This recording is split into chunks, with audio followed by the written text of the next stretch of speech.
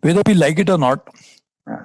the future infrastructure growth in any sector will have to happen with private participation. This is an inevitable result of fiscal situations of many countries in the world. And in India, even state governments will not be able to really put their resources more into infrastructure as it is needed. As you know, our infrastructure investment will be at least upwards of $300 billion a year, the needed investment. The investment that is needed into infrastructure will be $300 billion plus year after year. And in that situation, it is not possible and not conceivable that you can do that without private sector participation.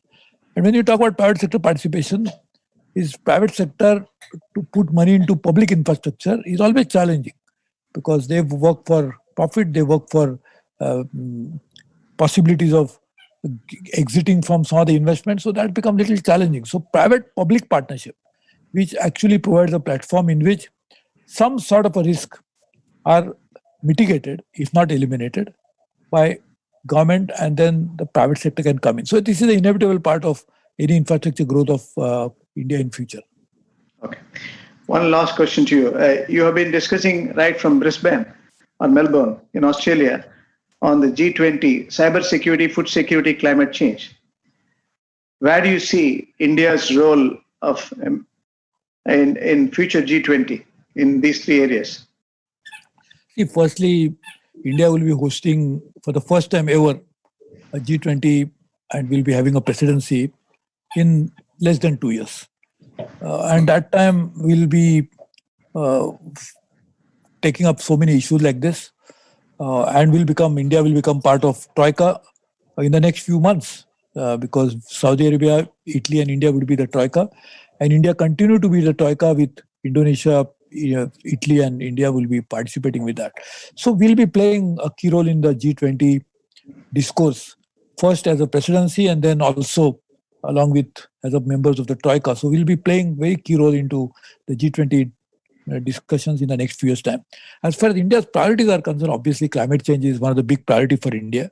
That can never go away till the climate change goes away. As long as climate change remains, it is going to be a priority because we are the worst sufferers of climate change. We are the victims of climate change. We have to pay huge price for both mitigation and adaptation. We have a big challenge in terms of dealing with the natural calamities that are coming as a result of climate change. We have to change and climate-proof our infrastructure. We have to make sure that our agriculture becomes climate-proof. So it's a very, very daunting, challenging task for India. So climate change will always continue to be the priority for India in G20, outside G20. In fact, we are really concerned by the fact that the UNFCCC, United Nations Framework Convention on Climate Change process, is not moving as much as it should be, and it is not moving in the right direction, despite the fact that we had a Paris Accord in which Prime Minister Modi played a very key role along with then President Hollande of France as well as the President Obama at that particular time. So we now feel that this will continue to be a major issue. We are also prioritizing some other important issues that we will take up under our presidency, but climate change will undoubtedly be one of that issue for sure. Well, one last question I am tempted to ask for you. When you were the Commerce Minister, you fought through your way on the world share in WTO. What can India do to improve the market share in world trade? See, improving market share obviously would mean that we have to increase our exports. And when we have to increase our export, obviously we need market access. We cannot have market access and then only you can export. If buyer is saying, I don't want to buy, then you cannot sell. So therefore, market access can come through two sources. One, through multilateral agreements like the WTO, and the other is bilateral agreements. So that's the only way we can have market access. We cannot have market access by any other third source. So now getting bilateral agreements is as important, but also not ignoring the reality that multilateral platforms are far more important, far more democratic, far more transparent, far more participatory. And therefore, India has been pushing both at the same time. As Commerce Industry Minister, as I was saying in my introductory remarks, I chaired two mini-ministerials. Soon after the collapse of ministerial talks in Buenos Aires in 2017, December, I announced there itself in Buenos Aires when I saw the collapse of it, because I had gone there few weeks after becoming a commerce industry minister, and I could not believe my eyes that it is collapsing in front of my own eyes, like a building collapsing. So I said, how can you allow that to happen? So I organized to, I am in touch with most of the countries even today, because even in G20, we are focusing on WTO and its revitalization. So I think it is a big priority for India. Market access can come to increase the market share. And increasing market share is very important for India to achieve a $5 trillion mark, which again I had prepared a roadmap for $5 trillion map.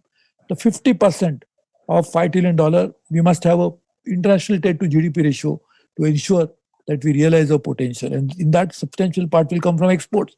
So therefore, it's a very, very important priority.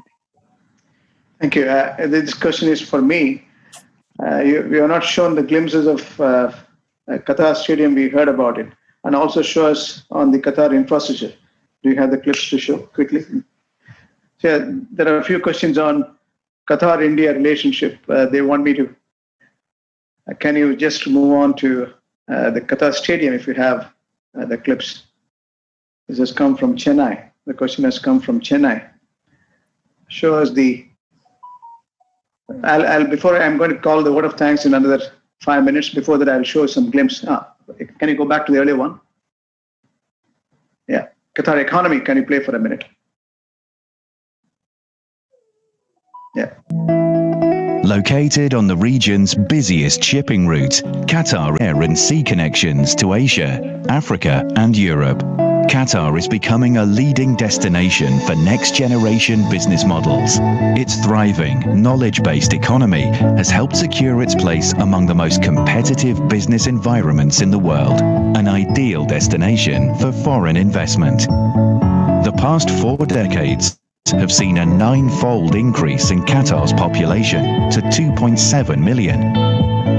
The current political blockade by neighboring countries has only served to strengthen the nation's self-sufficiency, and strategic investment continues to accelerate. Qatar has already spent $33 billion on infrastructure projects, with new contracts to be awarded over the next 3 years, not least with the... It's not moving. It's okay. It's okay. It's... Located on the region's busiest shipping... Right, that's the infrastructure. Let me move on straight to